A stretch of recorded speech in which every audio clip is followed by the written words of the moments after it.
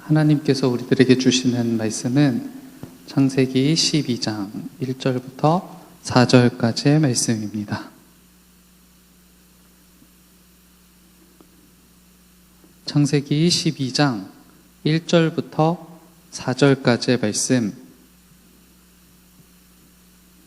우리 교독하시고 4절만 함께 읽겠습니다.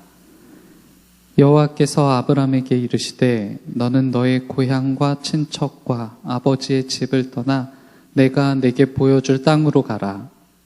내가 너로 큰 민족을 이루고 내게 복을 주어 내 이름을 창대하게 하리니 너는 복이 될지라.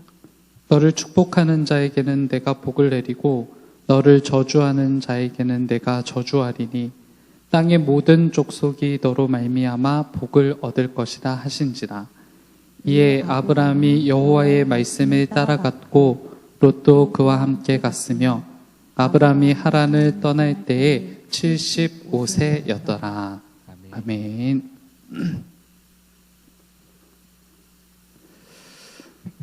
요즘 한 가지 하고 있는 성찰이 있는데요. 혹 내가 하는 모든 일에 있어서 간혹 진정성을 잃어버린 채 어떤 일들을 하고 있는 것은 아닐까 싶은 성찰 같은 것들을 하게 됩니다.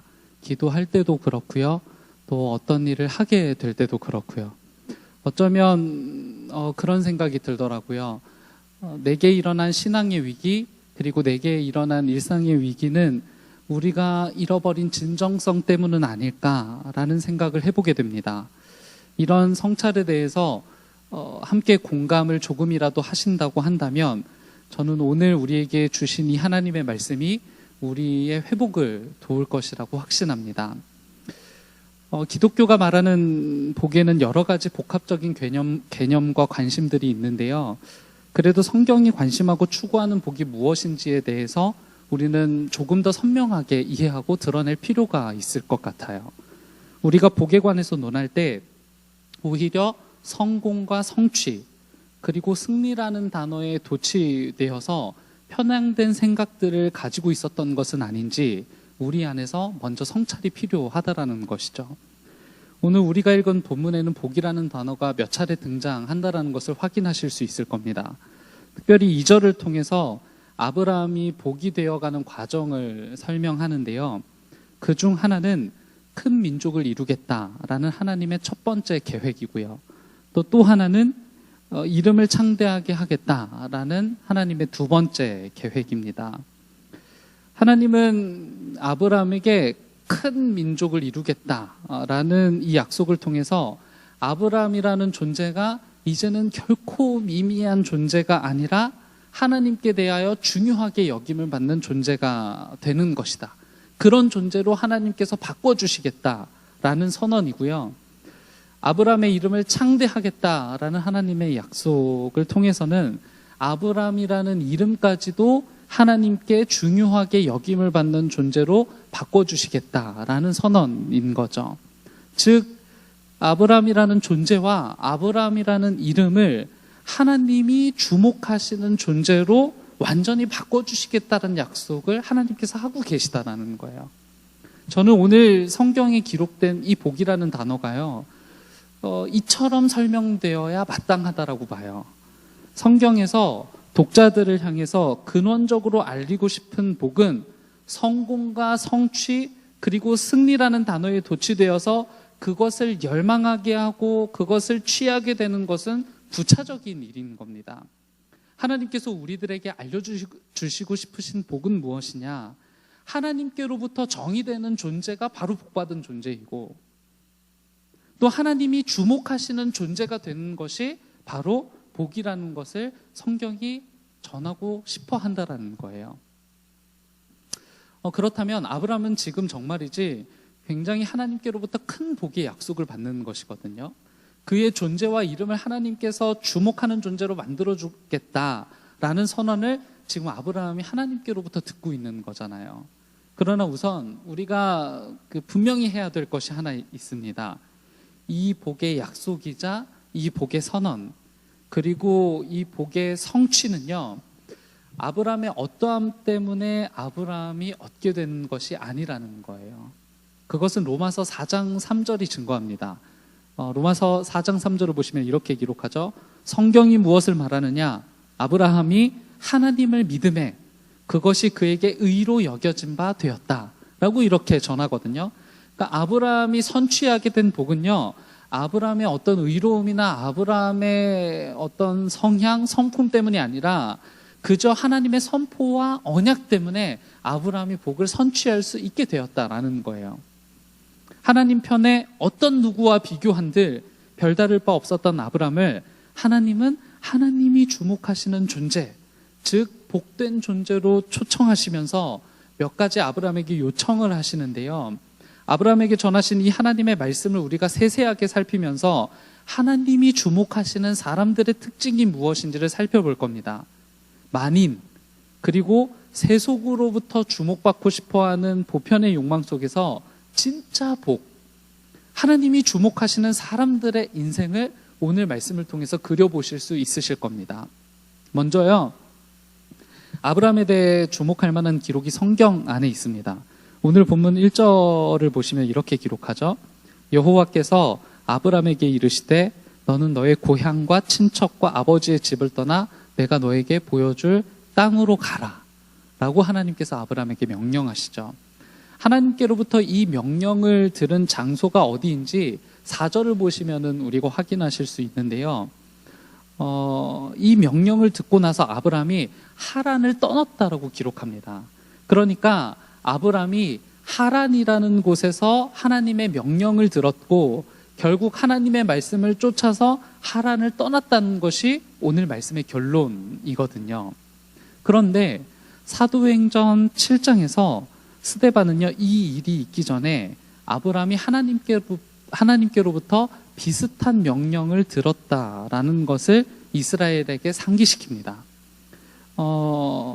사도행전 7장 2절과 3절인데요. 이렇게 기록하죠. 스데반이 이르되 여러분 부형들이여 들으소서. 우리 조상 아브라함이 하란에 있기 전 메소보다미아에 있을 때에 영광의 하나님이 그에게 보여 이르시되 내 고향과 친척을 떠나 내가 너에게 보일 땅으로 가라 하시니, 이렇게 기록합니다. 이때는 아브라함이 하란에 있는 것이 아니라 메소보다미아라는 곳에 있을 때였다라는 것을 알려주고요. 4절에 의하면 이 명령을 따라서 메소보다미아에서 하란으로 이동했다라는 것을 우리가 확인할 수 있게 됩니다. 다만 아브라함이 하란에서 하나님을 통해 받았던 명령, 그리고 메소보다미아에 있을 때 하나님께로부터 받았던 명령에 사소한 차이가 있다라는 것을 발견하셨을 텐데요. 혹시 발견하셨나요? 메소보다미아에 있을 때 들은 하나님의 명령은요, 떠나야 할 대상을 고향과 친척 두 가지로 제한해요. 네가 떠나야 할 것이 있는데 고향을 떠나야 하고 친척을 떠나야 된다라고 이야기했던 반면, 하란에서 들었던 하나님의 명령은요, 한 가지를 더 덧붙여서 결별해야 한다라고 알려주셨어요. 고향과 친척, 그리고 너의 아버지를 떠나야 된다라고 이렇게 하나님께서 명령하셨던 거죠. 그렇다면 대체 하란에서 무슨 일이 있었길래 하나님은 아버지조차 결별해야 될 대상으로 정해서 아브라함에게 이동을 명령하셨던 걸까? 그것은 여호수아 24장 2절에서 이스라엘의 모든 지파를 대상으로 설교했던 여호수아의 설교를 통해서 확인하실 수 있습니다. 여호수아 24장 2절은 다음과 같이 기록해요. 여호수아가 모든 백성에게 이르되 이스라엘의 하나님 여호와께서 이같이 말씀하시기를 옛적에 너희의 조상들 곧 아브라함의 아버지 나홀의 아버지 데라가 강 저쪽에서 거주하여 다른 신들을 섬겼으니, 이렇게 기록합니다. 그러니까 우상 숭배가 만연했던 땅에서 구별보다는 보편을 선택하여 우상을 섬겼던 사람이 바로 아브라함의 아버지였다라는 거예요. 바로 아브라함이 아버지를 떠나야 할 이유가 그것이었다는 것을 3절도 동시에 증명합니다. 내가 너희의 조상 아브라함을 강 저쪽에서 이끌어내어 가나안 온 땅에 두루 행하게 하였다. 이 고대에서는요, 우상 숭배가 보편이었어요. 우리가 그리스 로마 신화를 잘 알고 있는데요, 고대의 신과는 이처럼 다신을 이야기합니다. 하늘을 다스리는 신이 따로 있고 뭐 바다를 다스리는 신이 따로 있고 또 땅을 다스리는 신이 각각 달라서 이 신들은 서로를 견제하기도 하고 때로는 전쟁하기도 하고 때로는 협력하기도 한다라는 것이 고대 신관이었거든요. 그런 신관 속에서 유일하신 하나님을 믿는다며 고백하는 것은 때로 조롱거리가 되기도 했고요. 또 혹 다신보다 우리가 믿는 유일신, 단 한 분이신 하나님이 작은 영향력을 소유한 것은 아닐까 싶은 의심도 감수해야 했을 일입니다. 아브라함의 아버지 데라는요, 당시의 보편 문화에 순응해서 그와 같은 신관을 받아들였을 거예요. 그게 보편이었기 때문에, 그렇게 믿고 사는 것이 너무나도 당연한 문화였기 때문에 그래요. 하나님은 아브라함에게 이 보편 문화를 떠나서 하나님께서 주목하시는 땅 가나안으로 향해야 한다라는 명령을 지금 내리고 계시다라는 거예요. 4절에 의하면 아브라함은 여호와의 말씀을 따라서 갔어요. 아버지와의 결별, 보편과의 결별, 고향과 친척과의 결별, 이것은요 아브라함이 75에 일어난 일이었던 겁니다. 하나님께서요 이 아브라함을 하나님이 주목하시는 존재로 선택하시고 그리고 가장 우선한 명령은 보편을 떠나라는 명령이었어요. 이것은 교회 안에서 구별 그리고 거룩이라는 단어로 통용되기도 할 텐데요. 거룩 그리고 구별은 하나님께서 하나님의 사람들에게 지속적으로 요청하는 하나님의 성품이기도 합니다. 우리 역시 하나님이 주목하시는 존재로 부름을 받았어요. 그것은 우리가 가진 성품이나 다른 누구보다 더 나은 형편 때문에 우리가 부름을 받은 것은 아니라는 거예요. 그저 하나님의 언약이며 선포예요. 내가 너를 불렀다. 내가 너에게 복을 주겠다. 내가 너를 그리스도인으로 선택했다라는 것은 그저 하나님의 부르심이고 하나님의 언약이며 하나님의 선포라는 거예요. 동시에 아브라함이 요청받았던 것처럼 우리 역시 보편을 떠나라는 요청을 받게 된다는 것이죠. 하나님께로부터 요청받는 내가 떠나야 할, 내가 결별해야 할 보편이 무엇인지 떠올려 보시겠어요? 그것은 몇 가지가 될 겁니다. 일단 내가 결별해야 할 보편은 내게 우상이 되는 그것, 내게 하나님보다 더 우선이 되는 그것, 내가 결별해야 할 보편이겠고요. 또는 잠시 죄책감이 느껴졌지만 누구나 그렇게 살기 때문에 해왔던 모든 행태들, 그것이 내가 떠나야 할, 내가 결별해야 할 보편 중에 하나일 겁니다. 내가 한 선택이 이웃의 피눈물을 예상하지 못한 것은 아니었지만 나의 유익을 위해서 어쩔 수 없이 했다던 선택, 그것도 우리가 떠나야 할, 결별해야 할 보편 중에 하나일 거고요. 문제의식을 느끼고 있지만 편의를 위해서 선택했던 그 모든 선택들, 어쩌면 지금 떠올린 바로 그것들이 우리가 하나님께로부터 요청받는 내가 떠나야 할 보편이라는 것이죠. 이를테면 저는 경제를 잘 알지는 못합니다. 그런데 뭐 제게 목회자 친구들만 있는 건 아니고 이렇게 사회를 중심으로 움직이고 있는 친구들도 있으니까요. 그런 친구들을 만나서 얘기를 나눠보면 이 친구들의 현재 이슈는요 온통 금전 이슈예요. 그것은 불가침 영역이고 보편이면서요 금전 이슈에 대한 집착적 관심을요 누구도 비난하지 않아요. 너무나도 자연스럽게 받아들이고 그 금전 이슈에 대해서 집착하고 얘기하는 것을 굉장히 보편적으로 다들 수용하고 받아들여요. 부동산, 그리고 코인, 그리고 주식, 투자 등 이런 것들에 대해서 이제는 누구나 기본적인 상식을 가지고 있어야 된다라고 이야기하고요. 이런 것들에 대해서 집착적인 관심을 보이는 것에 대해 그리 이상하게 여기지 않는 현실이 된 거죠. 그리스도인이라고 해서 특별한 가치를 지닌 채 이것들에 접근하는 경우를 만나보기 어렵잖아요. 관심은 단 하나입니다. 모든 사람들의 관심, 이 경제를 향한 모든 사람들의 관심, 그리스도인들이라고 크게 다르지 않은 관심, 지금 내가 소유한 1억이 10년 뒤에는 반드시 10억이 되어야 한다는 관심이에요. 10억이 뭡니까? 내가 지금 가지고 있는 1억이 1년 뒤에 100억이 되면 더할 나위 없이 좋다라는 관심이 우리 모두가 가지고 있는 보편의 관심이라는 거예요. 거기에 하나님의 마음이 개입될 여지는 없어요. 거기에 이웃의 소외나 이웃의 손실이 개입될 여지는 전혀 없어요. 지금 내 소유의 가치가 시간이 흐르면 흐를수록 무조건 높이 뛰어야 한다는 것이 모든 이들의 보편의 관심이란 말이죠. 신앙이란, 우리가 가진 믿음이란 이 보편의 관심에 일단 물음을 던지는 행위인 거예요. 일단 스탑을 외치는 행위란 말이죠. 그리고 찬송가 634장을 떠올리는 겁니다. 모든 것이 주께로부터 왔으니 이 예물을 주께 바치나이다. 이게 신앙이고 이게 믿음이라는 거죠. 우리가 오늘 말씀을 구체적으로 적용할 수 있는 한 예이지만요, 금전 이슈에 참여해서 재산을 증식하고 안정적 삶을 추구하는 것을 나쁘다고 말씀드리는 게 아닙니다.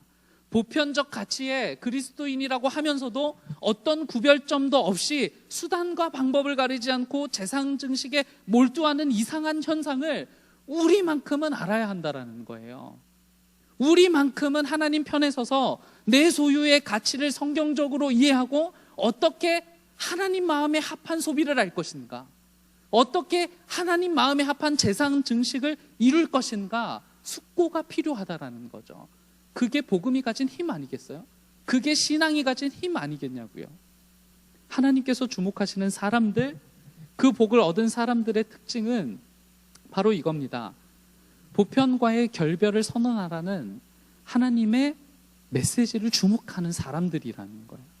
그 하나님의 메시지를 무시하고 데라처럼 홀로 하란에 남아서 마지막을 맞는 존재로 살아가는 것이 아니라 하나님의 메시지를 주목하고 하나님이 주목하시는 땅으로 결국 가고야 마는 사람들, 보편을 떠나서 구별을 선택하고 하나님이 마련하신 땅으로 이동하는 바로 그 사람들이 하나님이 주목하시는 사람들이라는 거예요.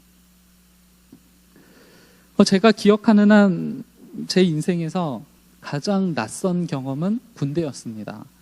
인생을 통틀어서 단 한 번도 경험해 본 적이 없는 장소이자 문화였고요. 처음부터 끝까지 제가 결정할 수 있는 것들이 아무것도 없었기 때문에 더욱 낯설다라고 느꼈던 것 같아요. 내가 어디로 입대하게 될지, 그리고 내가 자대 배치를 어느 지역에 어느 부대로 받게 될지 또 전혀 알 수 없었고요. 내가 자대에 가서 처음 만나는 사람들은 어떤 사람들일지, 또 내가 맡게 될 일은 무엇일지, 내가 숙식을 해결해야 할 장소는 어떤 곳일지, 사실 이와 같은 전이의 정보가 아무것도 없이 입대를 하게 되는 거니까요. 그러니까 정해준 대로만 이동하고 선택된 내용들을 수용하기만 해야 되는 상황이었던 거죠. 이런 낯선 경험들을 즐거워하는 사람들이 그리 많지는 않을 겁니다. 군대에 대해서 좋은 기억들을 많이 가지고 전역하기도 한다지만 그 시절의 대체적인 기억의 감정이 괴로움인 것은요, 그런 낯선 경험에 대한 큰 부담 때문일 거거든요. 남성들이 군입대를 다시는 경험하고 싶지 않은 경험으로 꼽는 이유는 내가 결정할 수 있는 것이 아무것도 없고 아무것도 모르는 상황에서 강요된 선택을 이어가야 되기 때문일 겁니다. 저는 그런 의미에서요, 아브람이 지금 굉장히 낯선 경험을 하고 있고 그에게 있어서 아주 불편한 경험을 마주했다라고 생각해요. 아브라함은 상당히 오랜 시간 동안 메소보다미아라는 곳과 하란이라는 곳에 머물렀거든요. 그리고 75을 맞은 그해 하나님은 다시 한번 이주를 명령하셔요. 그 명령이요, 모호하기가 그지없는 거예요. 내가 너에게 보여줄 그 땅으로 가라. 이렇게 명령하셨어요. 보여주었던 땅도 아니고요, 꿈속에서라도 상상해 볼 수 있도록 안내해 주었던 땅도 아니고요, 단 한 번도 본 적 없는 보여줄 땅으로 가라는 거예요. 아브라함은 본인이 가야 할 가나안에 대한 정보도 전혀 없었고요, 가나안에 가는 길에서 어떤 일을 맞닥뜨리게 될지 예상할 수도 없는 상황이었던 거예요. 그저 단 하나예요. 하나님이 주목하시는 땅, 하나님이 보여줄 그 땅으로 이동하라는 거예요. 아브라함이 그 땅으로 향하기 위해서는 발휘해야 할 두 가지 전제가 있었어요. 하나는 메신저. 그러니까 하나님에 대한 완전한 신뢰가 전제되어야 이동할 수 있겠죠. 이 메신저에 대한 신뢰가 없이는 그가 이동해야 할 이유가 없는 거예요. 지금 내가 누리고 있는 안전이 있고, 지금 내가 누리고 있는 풍요가 있고, 지금 내가 누리고 있는 현재에 보장된 현재가 있기 때문에 움직일 이유가 전혀 없는 거예요. 그러니까 메신저에 대한 철저한 신뢰가 있어야만이 그가 이동할 명분이 생긴다라는 거죠. 그리고 또 한 가지의 전제가 있습니다. 메시지예요. 그러니까 하나님께서 전해주신 내용에 대한 완전한 신뢰가 전제되어야 하는 것이죠. 그래야 아브라함이 이동할 수 있게 되는 겁니다. 오늘 본문 4절을 보면 아브라함이 여호와의 말씀을 쫓아갔다라고 그렇게 전하는데요. 쫓아갔다는 표현의 히브리어 단어가 즉각적인 반응을 포함하기 때문에요. 하나님의 분명하신 명령에 아브라함은 어떤 의심이나 어떤 질문도 없이 아주 단호한 결정과 순종으로 하란을 떠났다라고 우리는 생각할 수 있습니다. 즉 하나님이라는 메신저와 그로부터 나오는 메시지에 대한 완전한 신뢰를 아브라함이 가지고 있었다라는 거예요. 더불어 이와 같은 아브라함의 하나님을 향한 신뢰를 증언하는 본문이 또 한 군데 있는데요. 히브리서 11장 8절부터 10절입니다. 히브리서 11장 8절부터 10절은 아브라함이 어떤 마음으로 이동했는지를 알려주거든요. 믿음으로 아브라함은 부르심을 받았을 때에 순종하여 장래의 유업으로 받을 땅에 나아갈새 갈 바를 알지 못하고 나아갔으며, 믿음으로 그가 이방의 땅에 있는 것 같이 약속의 땅에 거류하여 동일한 약속을 유업으로 함께 받은 이삭 및 야곱과 더불어 장막에 거하였으니 이는 그가 하나님이 계획하시고 지으실 터가 있는 성을 바랐습니다. 그러니까 아브라함은 하나님과 하나님으로부터 나오는 메시지를 아주 철저하게 신뢰하고 이동을 시작했다라는 거예요. 특히 주목해야 할 내용이 있는데요. 아브라함이 머무르고 있는 하란은요, 그의 고향이기도 했고요. 동시에 친족들이 함께 머물렀던 곳이었잖아요. 제가 참고한 옥스퍼드 주석에 따르면 당시 고대에는 치안 유지가 잘 되지 않았기 때문에 오늘날보다 그 친족의 중요성이 훨씬 더 컸다라고 그래요. 그래서 친족이 많으면 많을수록 유력한 자로 인정을 받았다라는 거죠. 그리고 정말 특별한 일이 아니면 이 친족과 한 공동체를 이루며 살다가 떨어져 살기로 결심하는 일이 거의 없었다는 거예요. 굉장히 드문 일이었다라는 거죠. 즉 하나님께서 떠나라고 하셨던 고향, 하나님께서 떠나라고 하셨던 친척, 그리고 아버지에 대해서 저는 다음과 같은 단어로 명시해도 비약은 아닐 거라고 생각합니다. 풍요, 그리고 안전, 그리고 보장된 현재라고 이렇게 명기해도 비약은 아니라고 생각해요. 하나님이 주목하시는 곳으로 이동하라고 하는 것은 풍요를 떠나라는 이야기이고, 지금의 안전을 떠나라는 이야기이고, 보장된 현재를 떠나라고 하나님이 말씀하고 계시다라는 거예요. 우리는 종종 가나안을 젖과 꿀이 흐르는 땅이라고 표현했던 이유 때문에 지금의 아브라함이 가진 풍요보다 더 큰 풍요를 이룰 수 있는 기회의 땅으로 이해하고 싶어 하는데요. 물론 하나님께서 예비하신 그 땅이 더욱 풍요로운 것은 재론의 여지가 없을 거예요. 그럼에도 불구하고 안전과 풍요, 그리고 보장된 현재를 떠나라고 했던 하나님께서 새로운 땅에 마련하신 것이 고작 안전과 풍요, 그리고 보장된 현재뿐만은 아니었을 거라는 것이죠. 그것만이 가나안 땅에 존재하고 있었다라고 한다면 아브라함은 지금 떠날 이유가 없는 거예요. 지금도 여전히 안전하고, 지금도 여전히 풍요롭고, 지금도 여전히 보장된 현재를 누리고 있는 아브라함에게 다른 땅에서의 안전과 다른 땅에서의 풍요와 다른 땅에서의 보장된 현재가 아무런 의미가 없을 거잖아요. 아브라함이 이주하면서 기대하는 것은 가나안의 풍요, 가나안의 안전, 가나안에서 보장된 현재가 아니라 하나님을 기대하는 거예요. 하나님의 말씀을 기대하는 것이고요. 메신저와 메시지를 기대하고 신뢰하기 때문에 아브라함은 지금 이동을 선택하고 있는 겁니다. 하나님이 주목하시는 사람들의 특징이 바로 이겁니다. 안전과 풍요 보장된 현재를 삶의 목표 삼고 사는 사람들이 아니라 하나님을 목표 삼은 사람들, 그리고 하나님의 말씀을 목표 삼고 하나님의 말씀을 기대하며 하나님의 말씀이 어떻게 성취될 것인가에 대한 지극한 관심으로 그것을 목표 삼고 사는 사람들을 하나님께서 주목하신다는 거예요. 그랬기 때문에 아브라함은요, 현재의 풍요와 안전 그리고 보장된 현재를 박탈당하는 것에 대해서 볼멘 소리를 하거나 불만을 내비치지 않았던 거예요.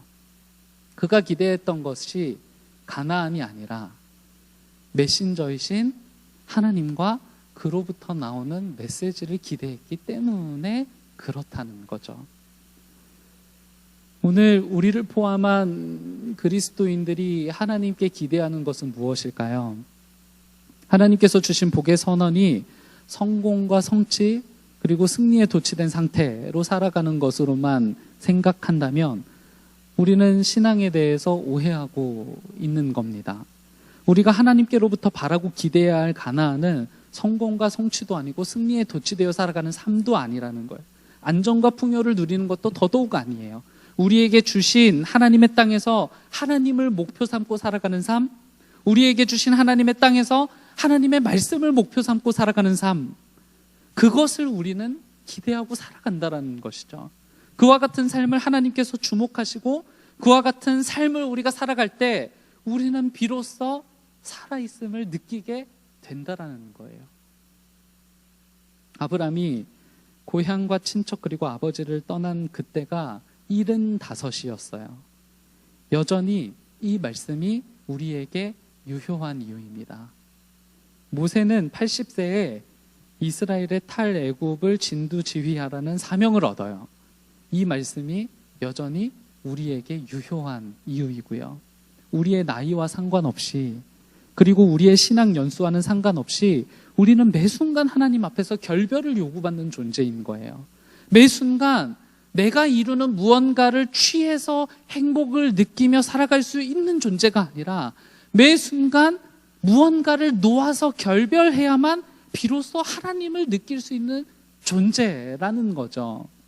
저는 제가 하나님의 주목을 받는 사람으로 계속 자라가면 좋겠어요. 시대를 살아가는 그리스도인들이라면 우리가 이 정도 욕심은 내고 살아가야 되는 것 아니겠어요? 저는 제가 매 순간 무언가를 이루고 그것을 취하면서 행복을 느끼며 누구나 살아가는 보편을 느끼며 살아가는 것보다 매 순간 무언가를 놓아서 결별하고 하나님을 느끼며 세속의 주목을 받는 것을 사랑하기보다 하나님의 주목을 받으면서 살아갔으면 좋겠어요.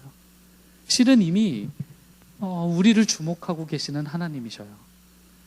여호수아가 종용했던 선택의 문제는요, 오늘 우리를 향해 선포되어야 마땅합니다. 이렇게 선포했죠.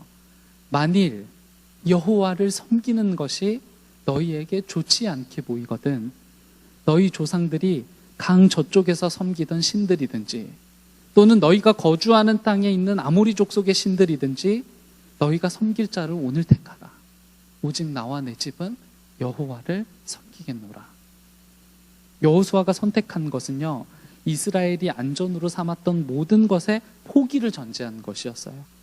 여전히 우리는 작은 존재이지만 여전히 내 안에 꿈틀거리는 욕망을 거절하기 힘들지만 결별하기 힘들지만 우리는 여호수아의 선언을 다시 한번 따르기로 결심해야 할 겁니다. 함께 기도하겠습니다. 기도하기 전에요, 우리 함께 중보기도하는 시간을 가질 텐데요, 주신 하나님의 말씀을 기억하면서 함께 기도하고 싶고요. 그리고 환우들을 위해서 함께 기도할 겁니다. 화면을 보시면 많은 환우들을 우리가 기억할 수 있게 되는데요. 이분들을 위해서 우리가 함께 기도하고 또 고3 수험생들을 위해서도 함께 중보했으면 좋겠습니다. 평안한 마음과 그리고 또 하나님을 바라는 마음 달라고 함께 중보하며 나아갑니다. 함께 우리 조용한 목소리로 기도하겠습니다.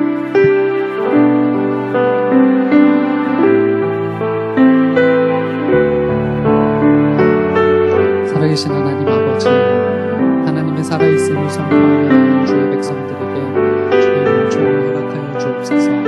우리에게 주신 하나님의 말씀이 그 무엇보다 쓴 하나님의 말씀이지만 하나님 우리의 연약함을 잘 알고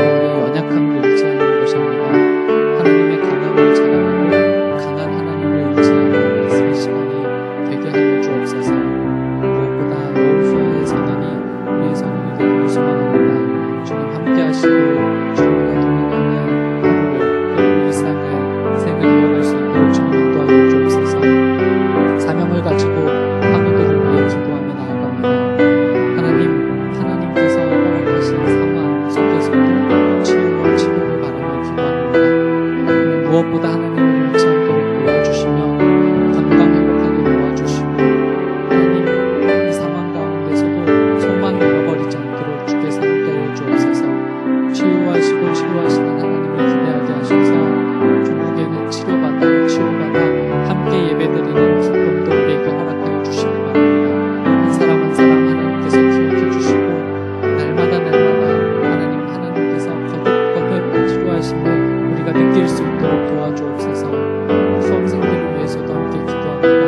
하나님 누구 하나 좌절하거나 낙심하지 않도록 지켜주시고 집중력도 허락해 주시고 마음의 평화도 허락하여 주옵소서. 그리하여서 욕망을 이루는 기회의 수단으로 삼는 시간이 아니라 깊이 하나님께 나아가는 시간, 하나님께 아뢰는 시간이 될 수 있도록 우리 수험생들을 축복하여 주옵소서. 하나님 저희가 바라는 건 많지만 우리 하나님께서 우리에게 이루시는 일들을 더욱 기대하며 나아갑니다. 우리가 바라는 대로 되지 않는다고 할지라도 하나님 일하심을 신뢰하며 하나님과 하나님의 메시지를 더욱 신뢰하는 주의 백성들 되도록 주님 인도하여 주옵소서. 감사합니다. 주님께서 그렇게 보여주실 것을 믿고 의지합니다. 더욱하여 주옵소서.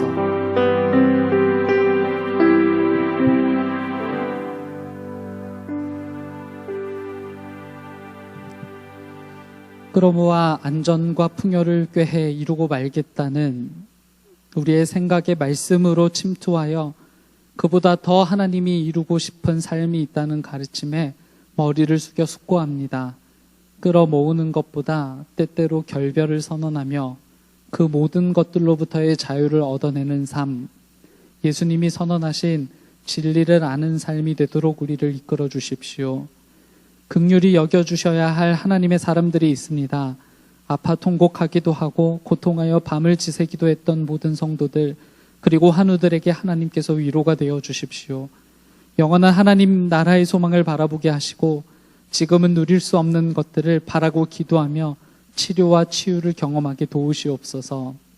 얼마 남지 않은 수능을 준비하고 있는 고3 학생들에게 평안한 마음을 허락해 주시고 이 기간을 욕망을 이루는 기회의 수단으로 삼는 것이 아니라 더 깊이 하나님께 나아가며 하나님의 소원과 뜻을 이루는 기회로 삼도록 마음을 다스려 주옵소서. 더 하나님이 바라시는 인생이 되도록 우리 아이들을 지켜 보호하시옵소서. 누구도 안전하지 않은 시절을 지나는 지금, 누구도 평범하지 않은 시대를 사는 오늘, 오직 소망은 여호와 하나님께 있음을 고백합니다. 이 피조 세계를 불쌍히 여겨주시고 질병과 고통, 반목과 전쟁, 그리고 기근으로부터 우리를 해방시켜 주셔서 이 땅에도 시작된 하나님의 나라가 증거될 수 있도록 도와주옵소서. 예수님의 이름으로 기도합니다. 아멘.